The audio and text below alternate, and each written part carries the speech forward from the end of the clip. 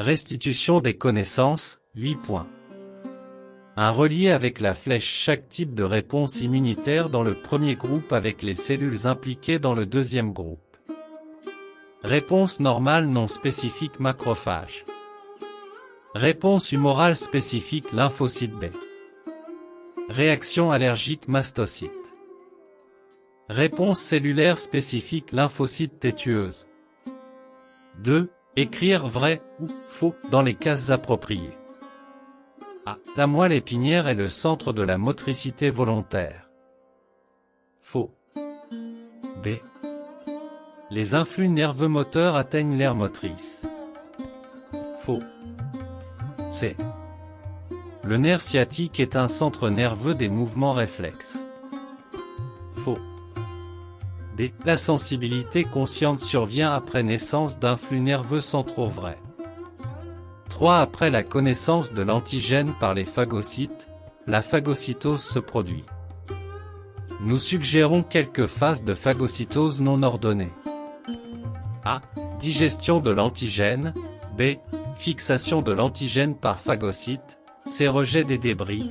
D. Ingestion de l'antigène. Complétez le tableau suivant en écrivant le nombre ordinal approprié pour chaque étape. B. Fixation de l'antigène par phagocyte 1. D. Ingestion de l'antigène 2. A. Digestion de l'antigène 3. C. Rejet des débris 4.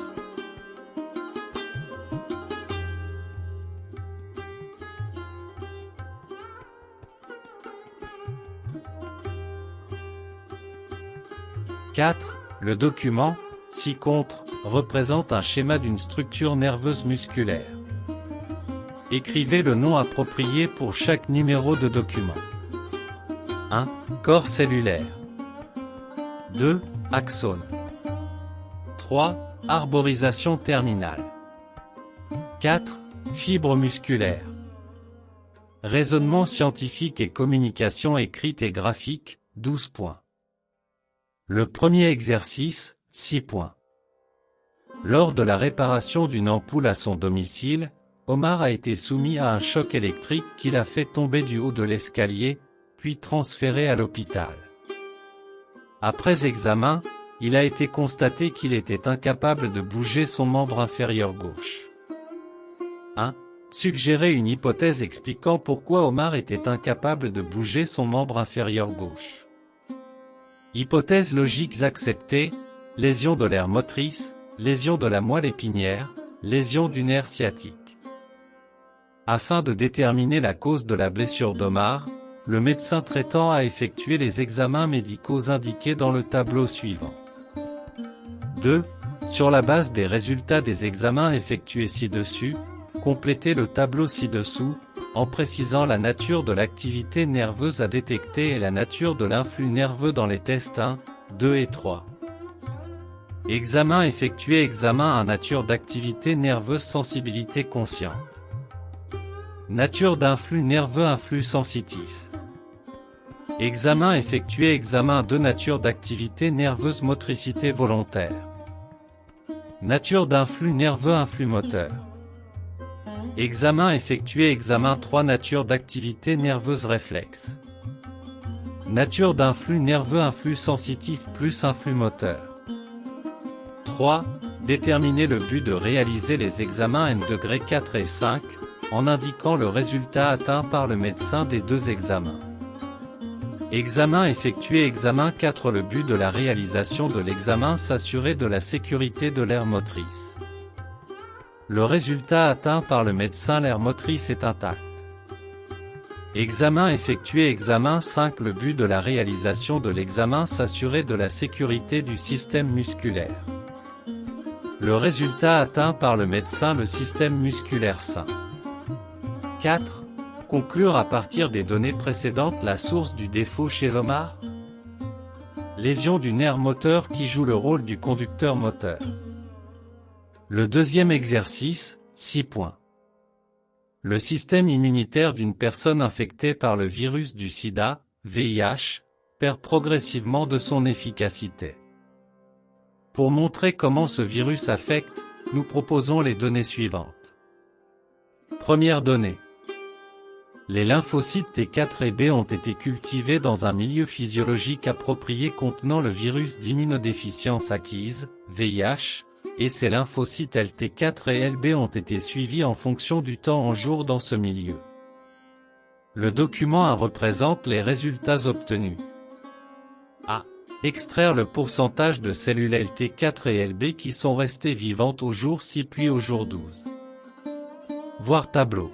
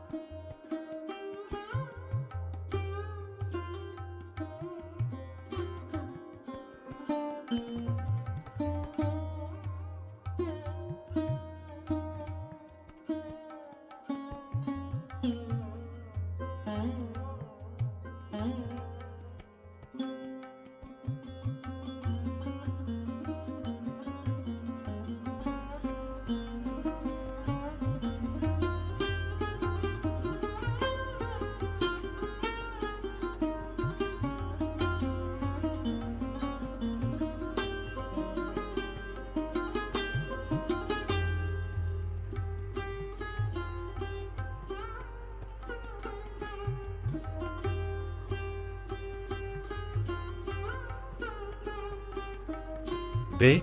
Comparer l'évolution de LT4 et LB. Les taux de lymphocytes B demeurent constants, tandis que celui de lymphocytes D croissent progressivement.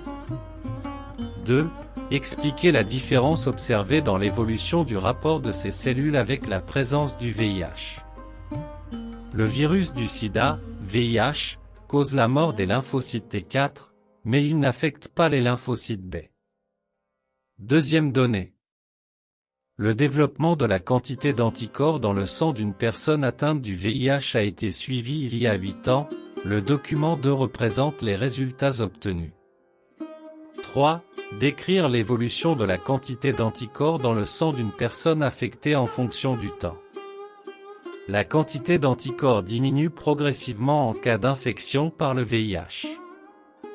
Sachant que les anticorps sont sécrétés par les lymphocytes B après leur transformation en plasmocytes. 4. Expliquer l'évolution de la quantité d'anticorps chez une personne atteinte du VIH, à l'aide des données des documents 1 et 2. Le VIH détruit les lymphocytes LT4, ce qui entraîne l'inactivation du LB et par conséquent la sécrétion d'anticorps diminue progressivement. Au revoir, nous vous souhaitons la réussite.